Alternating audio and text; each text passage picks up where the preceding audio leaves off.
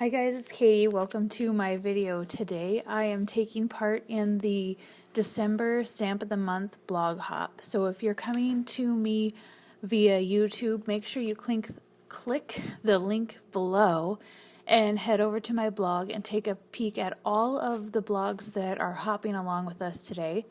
If you are coming to me on my blog, welcome to the blog hop. We are doing the Candlelight Garden Stamp of the Month for December. This is a fun stamp set that features lots of images for light and the fun little mason jar that you can fill up with different things, the flowers and the candle. You could fill it up with hearts if you wanted to. There's tons of ideas, so I'm excited to see what the other 30 hoppers are going to be doing with this stamp set. I wanted to use the mason jar and the candle, and so I was trying to rack my brain of what to do, and I stumbled across Laura Basson's tutorial last week, and I've sped things up and I'm showing you what I am doing based on what she did.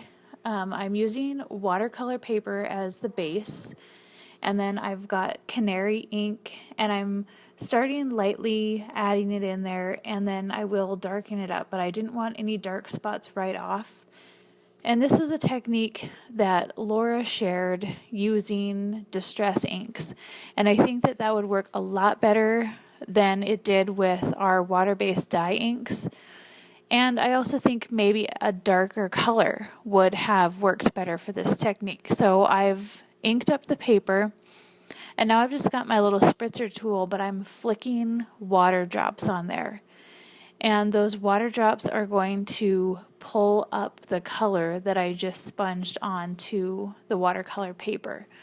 So I was noticing that it just wasn't as vibrant as what I was hoping, but I'm picking it up with the little paper towel that has a little image similar to the stamp set on there. I thought that was pretty funny.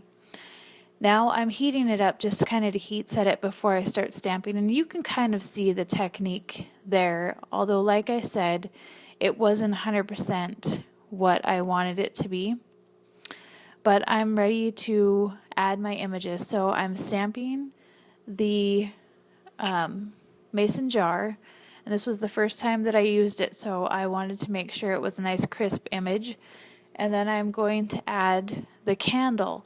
And both the mason jar and the candle are kind of lined images that are hollow, so I'm finding that they're a little bit harder to place on the block straight, but I got it to work and it's not a big deal, but that's just something to think about. And then I'm just adding the little lines that kind of shows the vibrancy of the candle wick there. This wasn't 100% what I wanted it to be, but I am excited with the final turnout of this card.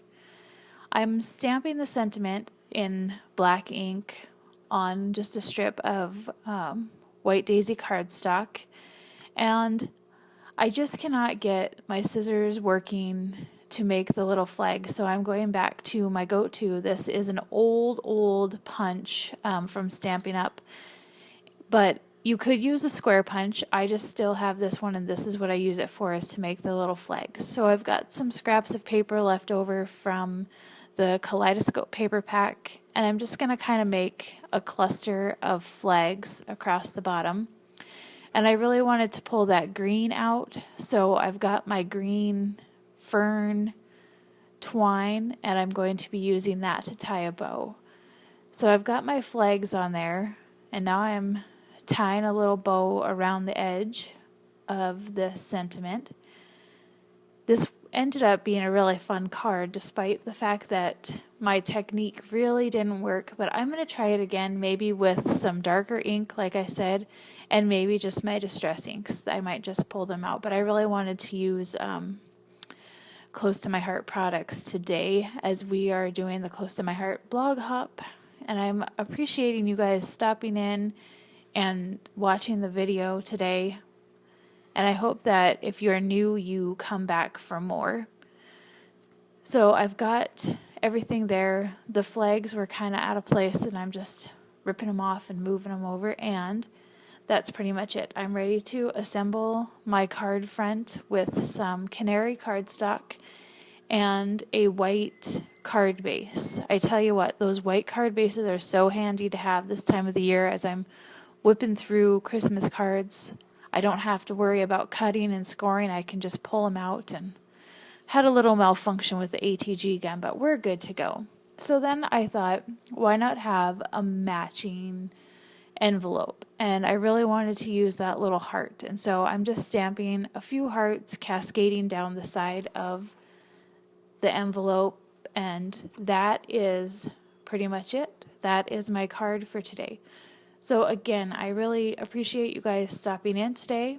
Make sure that if you're watching on YouTube, you click the link below this and go to the blog post and hop along. There's over 30 of us that are hopping today for the December Stamp of the Month blog hop. The stamp set again is called Candlelight Garden, and it's available until December 31st for $5 with any $50 purchase. Also, starting yesterday is Cyber Week at Close to My Heart with 25% off select products, and I am also hosting my own Cyber Week deal, so make sure you check them out. Thank you all for watching. Have a great day.